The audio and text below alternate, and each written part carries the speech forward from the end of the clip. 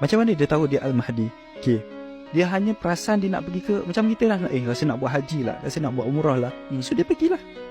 Dalam masa yang sama, dalam tahun yang sama, Allah detikkan juga, Allah jentik juga hati-hati para ulama ketika itu. Ulama tu kita tahu, kata guru saya lah, ulama tu kita tahu kealiman dia, kesolehan dia,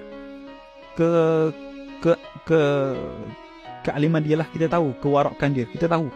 Bukan ulama-ulama sana sebut lah, bukan ulama-ulama tu lah, bukan ulama tu. So ulama tu kita tahu dia ni ulama yang alim, ulama yang warak, ulama yang betul-betul ulama yang menjadi tauladan kepada semua masyarakat. Kira basically semua ulama macam ijma', semua bersepakat ulama ni dia macam semua tahu. Contohlah kalau kita Syekh Ali Jumaah sekarang daripada Mesir, bekas mufti Mesir, kita tahu kewarakan dia.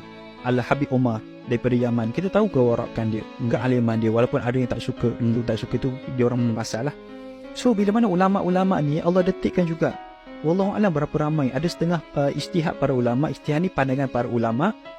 Antara ulama yang pergi ke Mekah pada tahun tu adalah ulama daripada Yaman, daripada Syria, daripada negara-negara sekitar kawasan tu. Pun ada yang berijtihad juga, ulama daripada Nusantara pun pergi.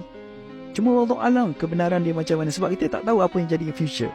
So bila mana mereka ulama ni pergi, mereka pun pergi nak buat haji.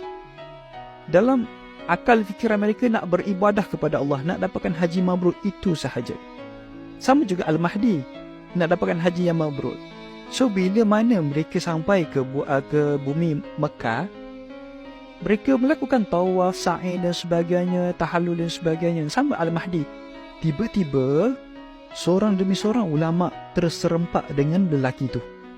Al-Mahdi tu terserempak, dia tengok. Sebab ulama yang pergi pun plus minus ulama ni mereka belajar juga, mereka mengkaji juga hadis akhir zaman. So mereka tahu hadis akhir zaman. Macam betul yang disebut oleh Nabi. Sebab kalau kita belajar betul-betul ciri Imam Mahdi, kita boleh kenal dengan melihat.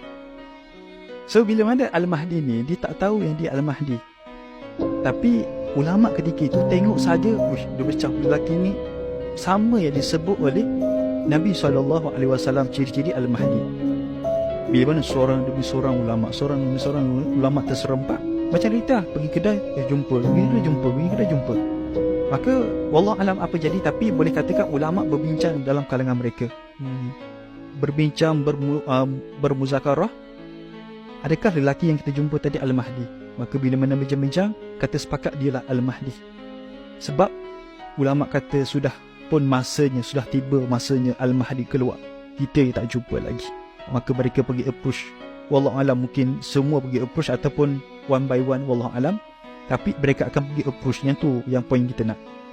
Mereka approach, wahai lelaki. Maka berlakulah sesi soal jawab di antara lelaki itu.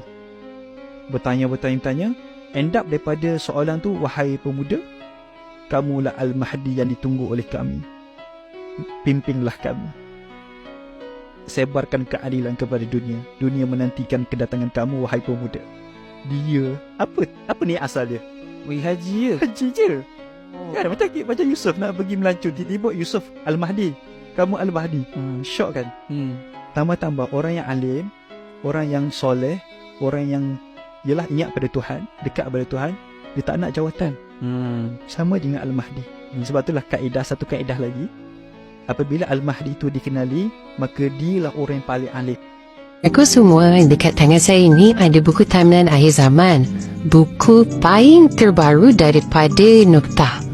Kalau korang tengok buku ni, best tau. Sebelum bab 1 ada satu bahagian peta Timeline Akhir Zaman. Korang tengoklah, disebutkan satu-satu ikut kronologi sampai akhir kiamat. Lepas tu setiap tanda-tanda akhir zaman tu ada dinyatakan penerangan sikit-sikit. Ini semua akan bantu kita supaya lebih faham tentang timeline akhir zaman. So, jangan lupa dapatkan buku Timeline Akhir Zaman.